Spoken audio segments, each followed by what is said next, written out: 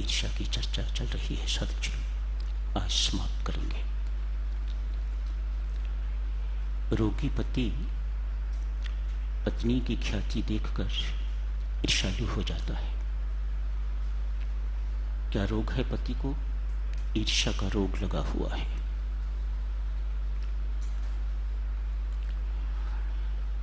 व्यंग्यात्मक शब्द, कटु शब्द, निंदा भरे शब्द, ये सब के सब साधक चलो ईर्ष्या की ही अभिव्यक्तियां हैं। ईर्ष्यालु व्यक्ति दूसरे के दोष, जिसके प्रति उसकी ईर्ष्या है, दोष देखता है, फिर वर्णन करता है, तो इसे ही निंदा चुगली कहा जाता है। कटु शब्द बोलता है, व्यंग्यात्मक शब्द बोलता है, सरकास्टिक वर्ड्स।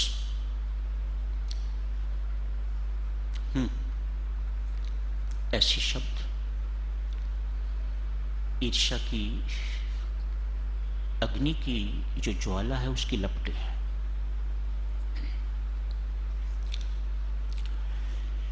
प्रत्येक साधक को साधक चलूं इस रोग से सावधान भी रहने की जरूरत, जागरूक भी रहने की जरूरत, और फिर पूर्णतया बचे रहने की जरूरत। अन्यथा ईर्ष्या एक ऐसी घुन, ऊपर से तो आपका व्यक्तित्व सही दिखाई देता है, लेकिन भीतर से आप जल के राख हो जाते हैं। हर ईर्ष्यालु व्यक्ति चाहता है जिसके प्रति उसकी ईर्ष्या है उसको जला के तो वह राख कर देगा। ये उसकी आंतरिक भावना हुआ करती है। उसको ये पता नहीं कि तू ही जल के खाक हो जाएगा।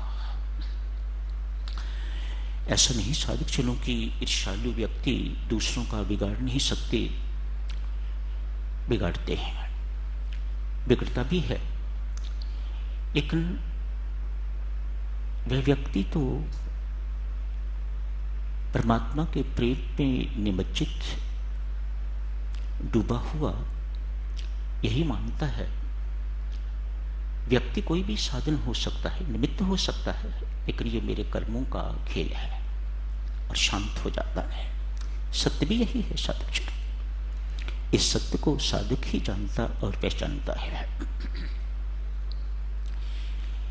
बीजापुर के एक नवाब मुसलमान हैं, लेकिन विद्वान, योग्य, बुद्धिमान हिंदुओं को, ईमानदार हिंदुओं को अपने राज्य में उच्च पद पर भी नियुक्त कर लेते हैं। दामाजी नाम का एक साधक है, उसे किसी राज्य का शासक बनाया हुआ है, नगर का कहिए, राज्य का कहिए, शासन दिया हुआ है। दंपति बहुत आस्तिक हैं, परमात्मा के प्यार में डूबे हुए, संतान नहीं है। अपना कामकाज करते हुए परमात्मा की लीला निहारते हैं। जो प्रेमी साधक हैं, साधक जनों जो प्रेम के पुजारी हैं, उनके लिए संसार दुखालय नहीं है। संसार दुखालय उन्हीं के लिए है जो संसार को देने की बजाय हाथ पसारे बैठे हुए हैं। उनके लिए संसार दुखालय है। शास्त्र कहता है ये संसार सेवा स्थली है। हर व्यक्ति यहाँ दूसरों की सेवा करने के लिए आया हुआ है और सेवा करके अपना अपना ऋण चुकाने के लिए आया हुआ है। और ऋण लेना नहीं, पुराना हिसाब किताब चुकता करो और मजे से जन्म मरण के चक्कर से बच के यहाँ से निकल जाओ। ऐसे लोगों के लिए संसार दुखालय नहीं है। उनके लिए तो संसार परमात्मा की, उनके राम की लीला है, लीला स्थली, सेवा स्थली, लीला स्थली। हर एक घटना में उन्हें परमात्मा की लीला दिखाई देती है और मौज करते हैं, संतुष्ट हो जाते हैं। कोई रोता दिखाई देता है तो वह भी परमात्मा की लीला, कोई हंसता हुआ दिखाई देता है तो वह भी परमात्मा की लीला, कोई ठाका मारता है तो वह भी परमात्मा की लीला उन्हें दिखाई देती है और मस्त रहते हैं। स्वयं प्रसन्न रहते हैं, दूसरों को भी प्रसन्न रखते हैं, स्वयं सुखी रहते हैं, आनंदित रहते हैं और दूसरों को भी आनंद ही प्रदान करते हैं, सुख ही बांटते हैं। दामाजी ऐसे ही है। परमात्मा में पूर्ण विश्वास है, सारे नगर के, उस जगह के बहुत चहेता है, बहुत इन्हें पसंद किया जाता है। He is helpful to everybody. 3 दिन से लगातार बारिश नहीं हुई। ऐसे ऐसे करते करते 3 दिन ही नहीं 3 वर्ष भी हो गए हैं। 3 वर्ष से साधकजनों अकाल की स्थिति आ गई है। हजारों मानव, हजारों व्यक्ति मरने शुरू हो गए हैं। जो बाकी रह गए हैं वे सिर्फ हड्डियों के ढांचे, रक्तहीन हड्डियों के ढांचे दिखाई देते हैं। दामाजी से ये सब कुछ देखा नहीं जाता। उन्हें नवाब के क्रोध की चिंता नहीं, इनके प्राण बचाने की चिंता है। अतएव नौबत ये आ गई हुई है इस वक्त कि लोग सूखे पत्ते खा के तो गुजारा करते, लेकिन सूखे के कारण अब सूखे पत्ते भी उपलब्ध नहीं रहे।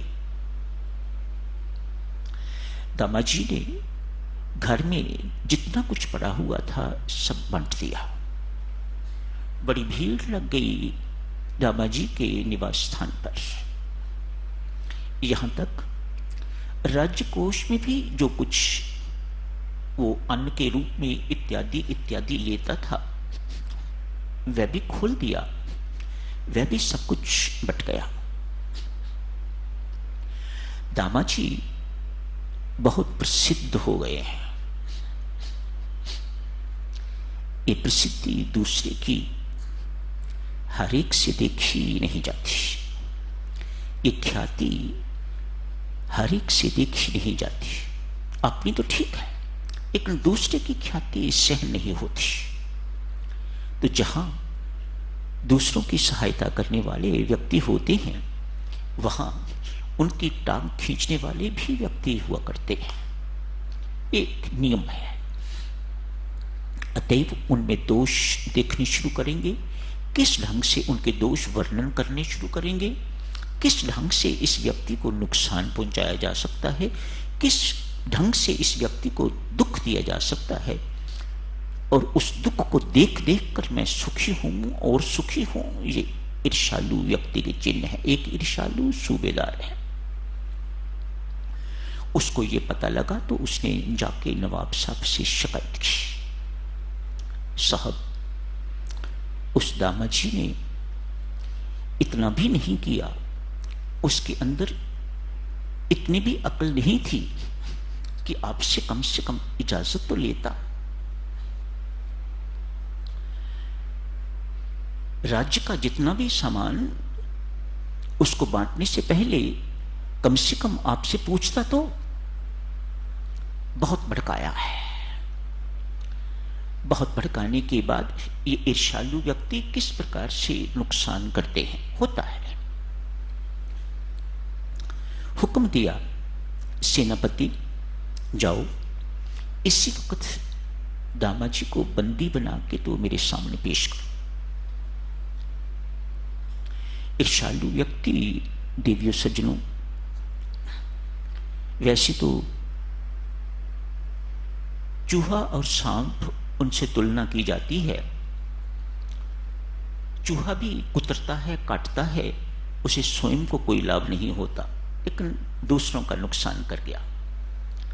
सांप भी काटता है तो उससे उसको कोई फायदा नहीं है, लेकिन दूसरे की तो मृत्यु हो गई।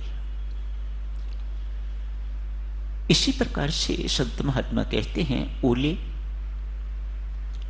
फसल को बर्बाद कर देते हैं, स्वयं बर्बाद हो जाते हैं साथी, लेकिन उन्हें फसल बर्बाद करने का जो सुख महसूस होता है, ऐसा ही है ईर्ष्यालु। सूबेदार साहब ने जाके शिकायत की है, सेनापति आ गए हैं कुछ सैनिक लेके तो बंदी बनाने के लिए। दामा जी उस वक्त पूजा में बैठे हुए हैं। गीता जी का रोज पाठ करने वाले दामा जी, प्राय पति पत्नी दोनों इकट्ठे ही पूजा के लिए बैठते। उनका नियम था सुबह शाम पूजा करनी, दिन भर भी राम नाम जपते रहना। नाम के उपासक, विठल भगवान के उपासक पंढरपुर आया जाया करते प्राय। जिस वक्त सेनापति आए हैं उस वक्त भी दामा जी गीता जी का पाठ कर रहे हैं। ऐसे ही उठा लिया, बंदी बना लिया। दामा जी ने अपनी गीता जी को बगल में ऐसे ही छोड़ा नहीं, वहां अपने साथी ले लिया। हथकड़ी लग गई, दामा जी को हथकड़ी लग गई है। नगर से निकलते निकलते जो भी कोई दामा जी को हथकड़ी लगे हुए देखता है बहुत दुखी होता है। कोलाहल मच गया, मानो लोग विद्रोह करने के लिए तैयार हैं। ये अन्याय है, ये तो देवता है, इसको बंदी नहीं बनाना चाहिए, इत्यादि इत्यादि। दामा जी उन्हें शांत करते हैं, ना भाई, मैंने अपना कर्तव्य निभाया है, सेनापति को अपना कर्तव्य निभाने दो। मेरे किसी कर्म का फल होगा, अभी करना सही, किसी कर्म का फल होगा, कभी कुकर्म मेरे से हुआ होगा जिसके कारण ये सब कुछ हुआ है। आप शांत रहो, किसी प्रकार की चिंता करने की जरूरत नहीं। पत्नी को भी ढालस दिया है, चिंता नहीं करनी मेरी, परमात्मा मुझे एकांत में नाम जपने का मौका दे रहा है, खूब नाम जपूंगा। मेरे पीछे मुझे याद ना करके तो परमात्मा को याद करना, अधिक याद करना। तू भी राम राम राम राम राम राम जपती रहना। रास्ते में पंढरपुर पड़ता था, जाके मत्था टेका है, हथकड़ी लगी हुई है। मत्था टेकने के साथ ही साथ मस्ती आ गई। मस्ती आ गई तो हथकड़ी को ही करताल बना के तो दामा जी वहीं नाचने लग गए हैं।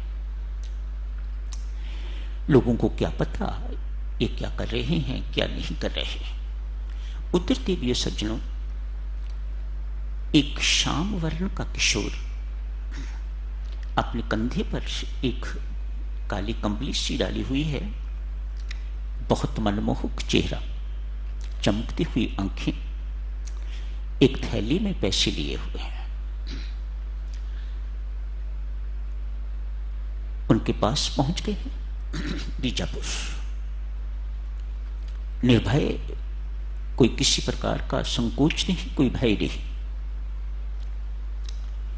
दरबार में जाके पहुंच गए, कहा मैं दामा जी का नौकर हूं। उस किशोर ने कहा मैं दामा जी का नौकर हूं, जो अन्न उन्होंने प्रजा की सहायता के लिए बांटा है उसका मूल्य चुकाने के लिए आया हूं। ये थैली रख लीजिएगा, पैसे गिन लीजिएगा, मुझे रसीद दे दीजिएगा। एक किशोर ने कहा किसको सूरत है, किसको फुर्सत है कि वह थैली के पैसे गिने। वह चेहरा इतना मनमोहक है कि उस व्यक्ति की आंख उठती नहीं है, देखे जा रहे हैं, मुदित होते जा रहे हैं, मुक्त होते जा रहे हैं। किसी को कहा इस थैली में पैसे गिन लो। जैसे थैली खाली करता है फिर भर जाती है। रसीद दे दी। रसीद दे के कहा मेरा नाम बिट्ठू है।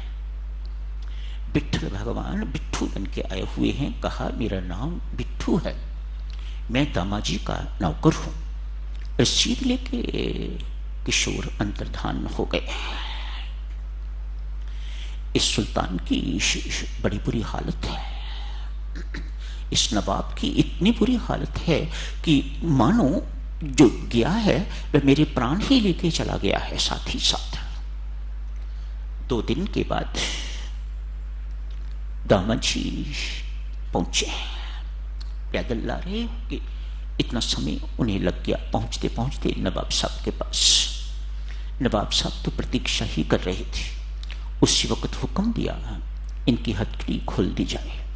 हथकड़ी खोली, उन्हें अपने गले लगाया, कहा भैया बाकी की बातें तो बाद में करेंगे, मुझे एक बार उस बिट्ठू के दर्शन करवा दे, मैं उसके बिना जिंदा नहीं रह सकूंगा। मैं इतने दिन तेरी प्रतीक्षा में अपने प्राण संभाले हुए हूं, नहीं तो मर जाता। मुझे एक बार उस बिट्ठू के, उस बालक के दर्शन करवा दे। दामाद जी ने कहा नवाब साहब मुझे माफ करें, मैं तो स्वयं आपका नौकर हूं, मेरा कोई नौकर नहीं, मैंने किसी के हाथ कोई पैसे भेजे नहीं। लगता है विट्ठल भगवान आपको दर्शन दे गए, भगवान कृपा करके दया करके तो आपको दर्शन दे गए, आप बहुत भाग्यवान हैं। मैं नहीं सुनना चाहता ये सब कुछ, नवाब कहता है जो रसीद मैंने दी थी वह तेरी गीता जी से लटक रही है, वही रसीद है। मैं कैसे मानूं कि वह तेरा नौकर नहीं है और तूने पैसे नहीं भेजे। यही रसीद मैंने यहां से भेजी थी, वह तेरी गीता जी से लटक रही है। दामाद जी बेचारों को पता भी नहीं है कि मेरे साथ क्या क्या भगवान खेल खेल रहे हैं। दोनों दामाद जी के निवास स्थान पर पहुंचे। मैं उसके बिना नहीं रह सकता, नवाब कहते हैं, मुझे वहां ले चल, अपने निवास स्थान पर ले चल। वहां जाके मैं उस विट्ठल को, बिट्ठू को फिर देखना चाहता हूं, उसके दर्शन करना चाहता हूं। दोनों ने कहते हैं साधक चलो, वहीं बैठ के तो परमात्मा की आराधना की है। नवाब वापस नहीं गए, भगवान के दर्शन हुए दोनों को। कहते हैं बीजापुर में दोनों की समाधियां एक साथ बनी हुई हैं। जिसने ये शिकायत की थी उसको आजीवन कारावास दिया गया है। यहां पर भी यातनाएं ऐसे व्यक्ति के लिए, और परमेश्वर के घर में भी नारकीय यातनाएं उसे मिली। संत स्वभाव के साधक जनों, संत महात्माओं के लिए यही कहा जाता है कभी भूल से भी उनकी निंदा नहीं करनी है। उनके प्रति ईर्ष्या का भाव, जलन का भाव कभी मन में ना आए, उन्हें नीचा दिखाने का भाव कभी मन में ना आए। उनकी सत्संगति से लाभ लीजिएगा। शुभकामनाएं, मंगल कामनाएं।